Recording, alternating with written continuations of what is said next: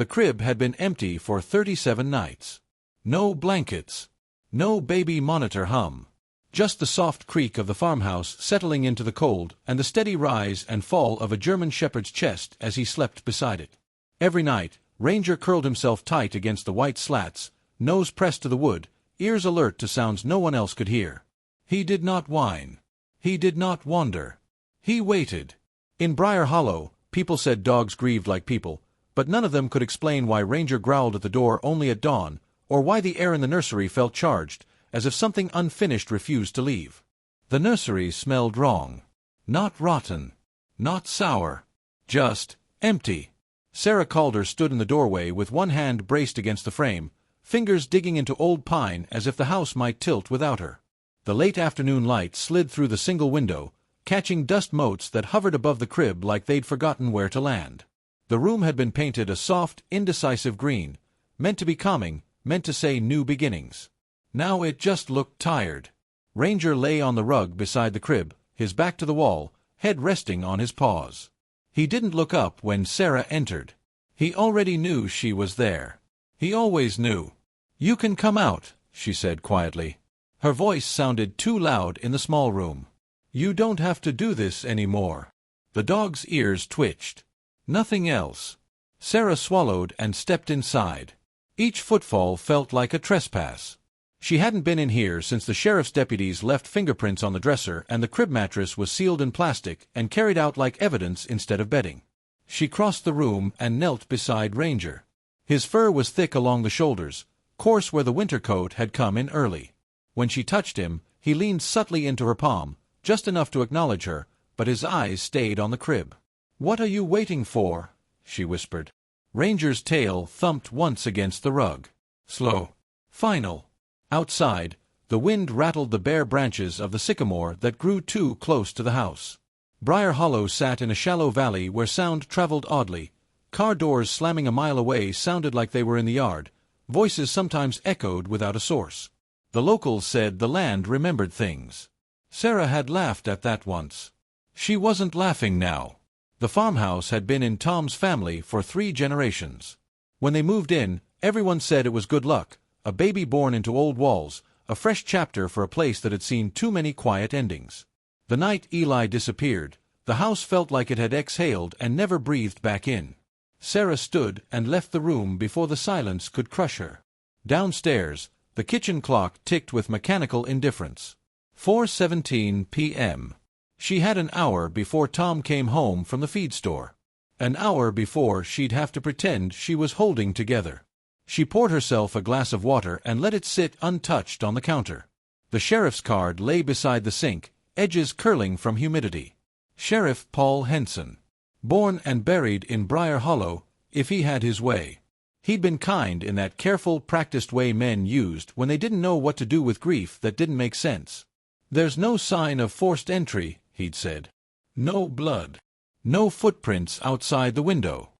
As if listing absences might add up to an answer. The baby monitor still sat on the counter, switched off. Sarah hadn't had the strength to throw it away. Sometimes she swore she could hear it crackle at night, a phantom breath where a sound should be. Ranger padded into the kitchen behind her, nails clicking softly on the floor. He sat near the back door, posture rigid, gaze fixed on the darkening yard. "You hear something?" Sarah asked. Ranger's hackles lifted, not fully, just enough. The land behind the farmhouse sloped into woods thick with oak and scrub pine. Beyond that, nothing but old logging roads and deer paths that led nowhere people went on purpose. The kind of place secrets liked. A truck engine sounded on the gravel drive. Sarah flinched before she could stop herself. Tom came in carrying a sack of grain, shoulders hunched against the cold. He looked older than his 34 years, beard grown in uneven patches he hadn't bothered to trim. His eyes went immediately to Ranger. "Still in there?" he asked. "Most of the day," Sarah said. Tom set the bag down harder than necessary. "We should close the door. He shouldn't be allowed. He's not hurting anything. He's not helping either." Ranger didn't move, but his eyes flicked to Tom. The look was unreadable. Watchful. Tom noticed. His jaw tightened. "That dog's acting strange," he said. Growling at nothing. Staring at corners. Sleeping in there like... He cut himself off, breath sharp. It's not healthy. Sarah turned to him. You think I don't know that? Silence stretched between them. It had been doing that a lot lately, pulling taut, daring one of them to snap it. Tom rubbed his face. I talked to Paul today. And he says they're still following leads. Which ones? Tom hesitated. Too long. Sarah felt it like a shift in pressure. What aren't you telling me? He exhaled. They found tire tracks near the old quarry road. Her stomach dropped. That's 5 miles away. Yeah. Could be nothing. Everything's nothing to you lately. Tom's eyes flashed. That's not fair. Isn't it? Her voice cracked. You don't ask questions anymore. You don't push. It's like you're afraid of what they'll find. The words hung there, sharp as broken glass. Ranger growled, low, steady. Tom turned toward him. See that? Right there. The dog stood, placing himself subtly between Tom and Sarah. Not aggressive. Protective. Tom stared at him. For a moment, something like fear crossed his face. Get the dog out of here, he said. No. This is my house too. And he's all we have left that doesn't lie. The word landed harder than she intended. Tom's shoulders sagged. You think I did something? I think you know something, Sarah said quietly.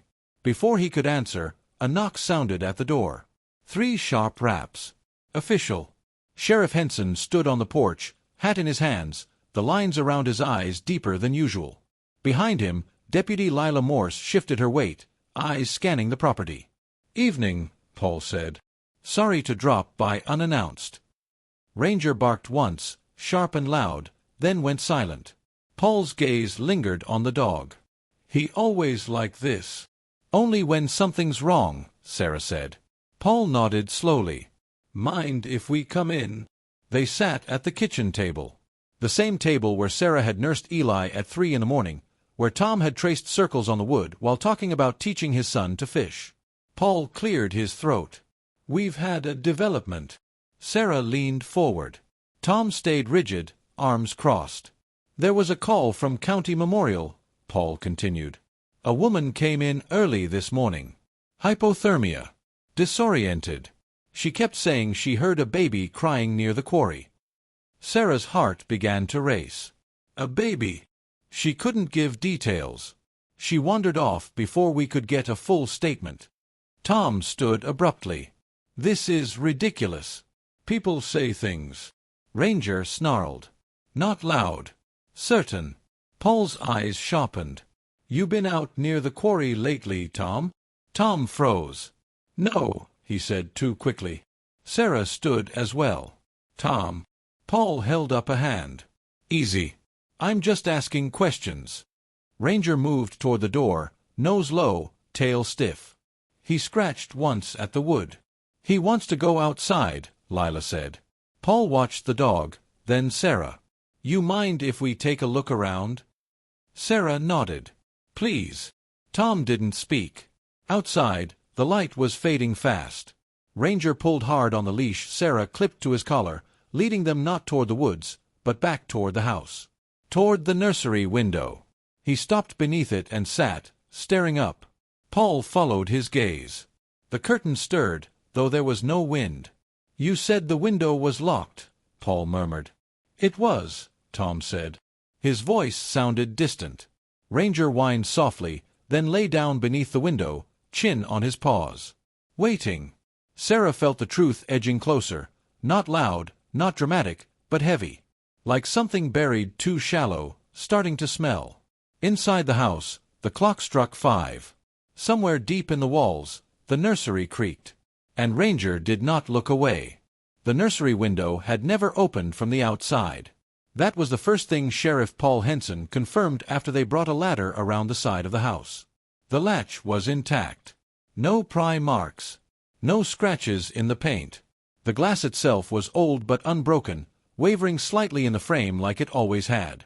Locked tight, Paul said, more to himself than anyone else. Ranger sat beneath the window, unmoving.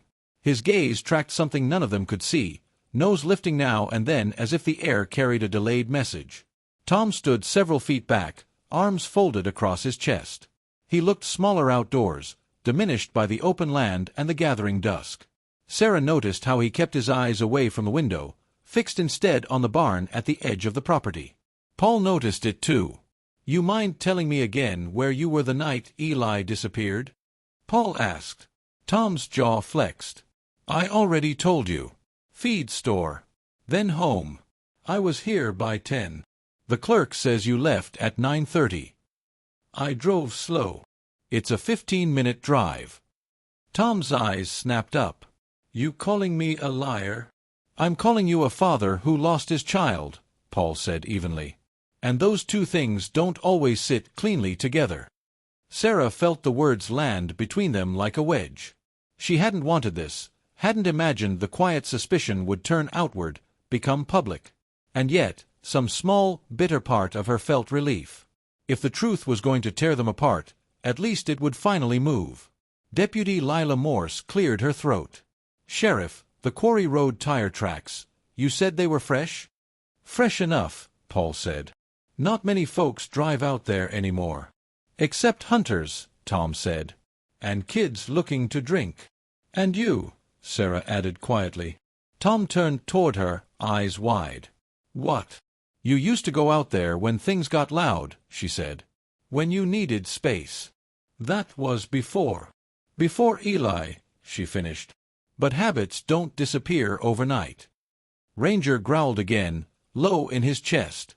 Paul studied Tom for a long moment. Then he nodded toward the barn. "Mind if we take a look?" Tom hesitated. It was subtle, just a fraction of a second, but it was there.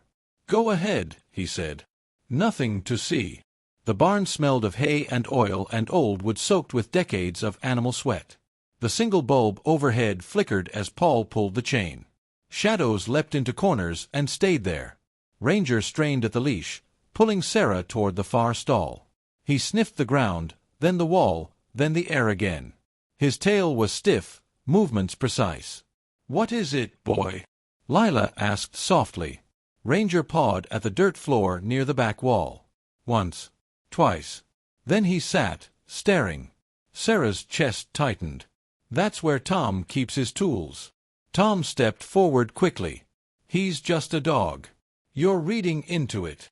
Paul crouched, running his hand over the packed earth. His fingers brushed something hard. He dug a little, then a little more. Plastic. The room seemed to tilt. Paul pulled free a corner of black sheeting, folded tight. He stopped, eyes flicking to Sarah, then back to Tom. "Tom," he said carefully, "you want to explain this?" Tom's face had gone pale. "That's old. Just trash." Paul tugged again. The plastic resisted, heavy with whatever lay beneath. Sarah felt a scream claw its way up her throat, but no sound came out. "Stop," Tom said suddenly. His voice cracked. "Just stop." Ranger barked, sharp and furious. Paul stood, hand resting near his holster, not threatening but ready. "We're going to open it." "No," Tom said. "You don't understand." Sarah stepped closer, every nerve screaming. "Then help me understand." Tom's eyes filled, not with guilt, not with relief, but with something darker. Fear. "I was trying to protect him," he said. The words were wrong. Twisted. Paul pulled the plastic back. Inside was a bundle of blankets. Small. Too small. Sarah's knees buckled.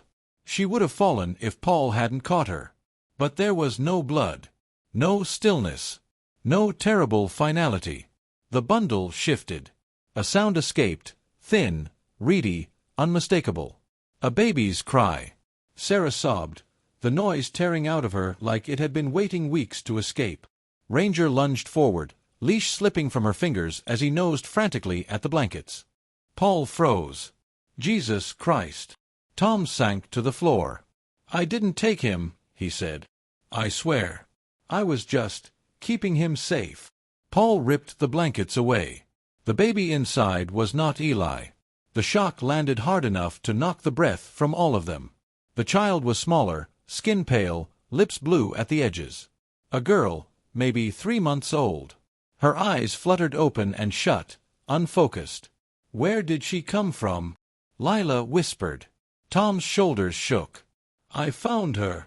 "Where?" Paul demanded. "Near the quarry," Tom said.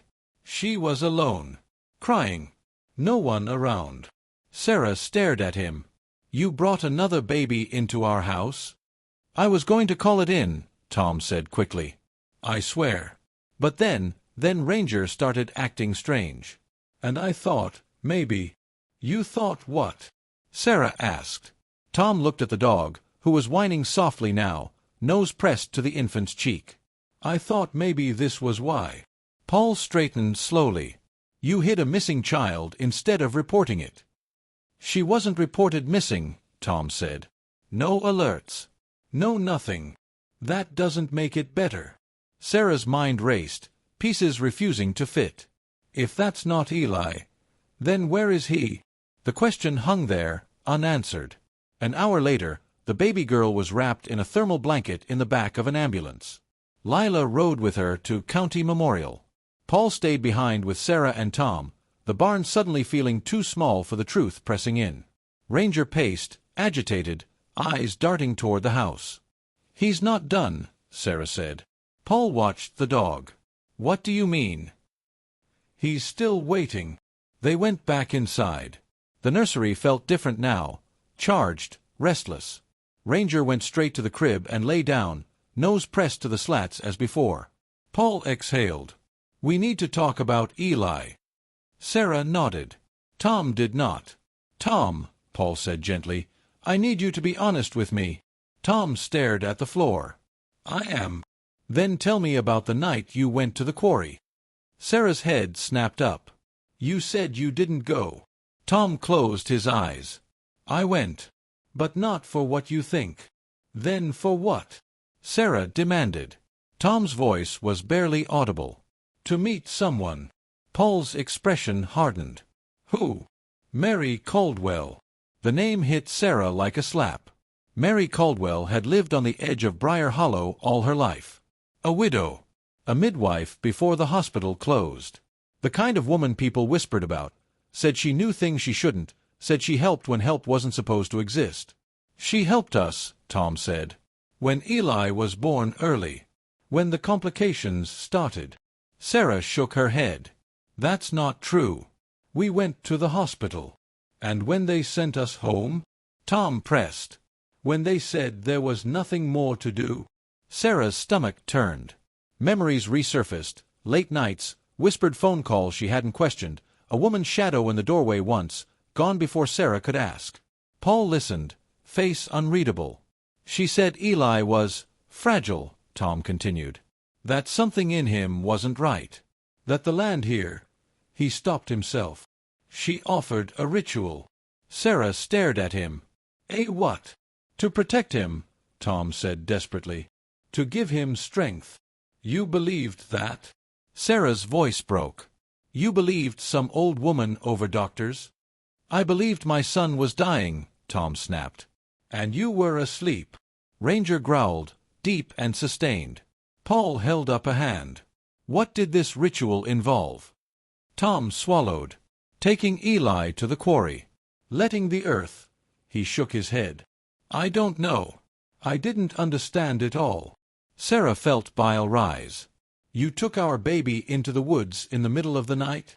"I brought him back," Tom said quickly. "I swear I did. He was fine. He slept." Paul leaned forward. "And Mary Caldwell?" "She said it wasn't finished," Tom whispered. "That the land required balance." A chill slid down Sarah's spine. "Balance how?" Tom looked at Ranger. "She said a guardian would know." Silence swallowed the room. Paul stood. "I need to speak with Mary Caldwell." Ranger barked once, sharp and urgent, then ran to the door. Sarah followed his gaze. Outside, headlights cut through the dark, stopping at the end of the drive. A familiar truck. Mary Caldwell stepped out slowly, shawl wrapped tight around her shoulders. She looked at the house, then at the barn, then at Ranger, who was snarling now, teeth bared. "Too late," Mary called softly. "You should have listened to him." Sarah felt something inside her fracture, not break cleanly, but splinter. Paul moved toward the door. "Mary Caldwell, you need to." Mary raised a hand. "The child is not gone," she said. "Not the way you think." Sarah stepped forward, voice shaking. "Where is my son?" Mary's eyes softened, just a fraction. "Safe. For now." Ranger lunged, straining against the door, barking furiously. Mary met the dog's gaze. "He knows," she said. "He's been waiting." Paul reached for his radio. Mary turned away, already walking back to her truck. "If you come for him without understanding," she called over her shoulder, "you'll lose him forever." The truck door slammed. The engine roared to life. Paul ran outside, but the truck was already pulling away, taillights disappearing down the gravel road. Inside the house, Ranger howled. It was not the sound of grief. It was a warning. The night came down like a heavy curtain, smothering Briar Hollow in darkness. The wind whispered through the sycamores, carrying the scent of damp earth and pine resin. Ranger's ears twitched constantly. Every creak of the farmhouse, every scuff of a leaf against the window, was a signal. He refused to leave the nursery. Not now. Not ever. Sarah sat on the floor beside him, knees pulled up, hands clenched. Her eyes never left the crib. The bundle of blankets inside, the baby girl Tom had found, was sleeping fitfully, oblivious to the tension that filled the house. Sarah's mind, however, could not find rest. "They're out there," she said finally, voice low. Ranger's growl was a warning and an affirmation. Paul had left hours ago to trace Mary Caldwell, leaving only Lila as a reluctant companion in the house. She had tried to speak, to fill the silence with small talk, but Ranger's steady gaze toward the window and the empty crib had made every word hollow. Tom was elsewhere in the house, pacing in long, uneven strides. His face was drawn, his hands shaking. He muttered under his breath, fragments of promises and pleas that Sarah could barely comprehend. "She's going to come back," he whispered. "She has to." "She?" Sarah asked. He froze. Then, "Mary Caldwell. She knows. She knows what Eli is." Sarah flinched. "What do you mean? Where is he?" Tom didn't answer. He just ran a hand through his hair and stared out the window, where Ranger's eyes remained unblinking. Hours passed. The baby stirred, crying softly. Ranger nudged her gently, then returned to his post beside the empty crib. It was as though he understood, knew that the crib's true occupant was elsewhere. Someone else. Something else. At 2 a.m., the sound came. Not from outside, not from within the house, but from beneath it. A scratching. Soft at first, almost inaudible, but insistent. Ranger stiffened, hackles rising. His growl rolled from deep in his chest. Sarah held her breath. Tom froze mid-step. Lila instinctively reached for her flashlight, but Ranger stepped in front, teeth bared. He would not allow them to investigate without understanding. The scratching turned into a thump. A pattern emerged. Slow, deliberate, like someone or something was moving under the floorboards. Ranger barked sharply. Then he did something Sarah had never seen before. He pawed at the floor near the crib, whining urgently. Not for attention. Not for food. For warning. "He's here," Tom said, voice trembling. "Who?" Sarah asked, every muscle in her body screaming. "Eli," Tom whispered. "He's here. He never left. Not really. Not in the way we think." The floorboards groaned. Then came a small, desperate cry. It was Eli's. Not the baby girl. Not anyone else. Ranger leapt onto the crib, clawing at the slats, growling. The sound grew louder, a pattern of thuds and scratches. Something underneath the house was alive, waiting, calling. Paul arrived then, along with deputies. The floor trembled under Ranger's insistence, and a section of the nursery floor lifted with a sickening crack. A crawl space revealed itself. Inside, a small, makeshift nest, blankets, clothes, and Eli. Alive. Safe. Cold and frightened, but alive. Sarah ran forward, lifting him gently, tears streaming down her face. Ranger nuzzled the baby, growling at the adults around him. The dog's eyes softened only when Eli reached out a tiny hand and touched his snout. Tom sank to the floor, burying his face in his hands. I couldn't," he began, but Sarah silenced him with a look. Ranger finally lay down beside the crib. Not sleeping, but vigilant. The waiting was over. The house exhaled. Mary Caldwell appeared on the porch. No words were spoken between her and the Calder family. She nodded once, almost imperceptibly, and walked away. The mystery she had sown, the rituals, the warnings, remained unspoken. But her presence was no longer required. Sarah held Eli close, feeling the warmth of life that had been so tenuously preserved. Ranger rested his head on her shoulder, a silent guardian, unbroken in his devotion. Tom knelt beside them, hands on his knees, voice hoarse. "I didn't know what else to do." "You did what you had to," Sarah said softly. "He's safe now. That's what matters." Outside, the wind shifted. The sycamores no longer whispered threats but sighs of relief. The house, heavy with history and secrets, finally seemed lighter. Ranger stayed beside the crib through the night, vigilant. His loyalty had been tested, stretched across fear and uncertainty. But he had not faltered. He had waited, and he had guided them through the impossible. Dawn broke slowly over Briar Hollow. Light touched the farmhouse, filtering into the nursery, catching dust motes that danced like fragile sparks. Eli stirred, stretching tiny arms. Sarah kissed his forehead, tears drying on her cheeks. Ranger sat back, ears perked, eyes scanning. Then, finally, he lay down fully, resting his head, satisfied. The waiting was over. And for the first time in 38 nights, the crib no longer felt empty.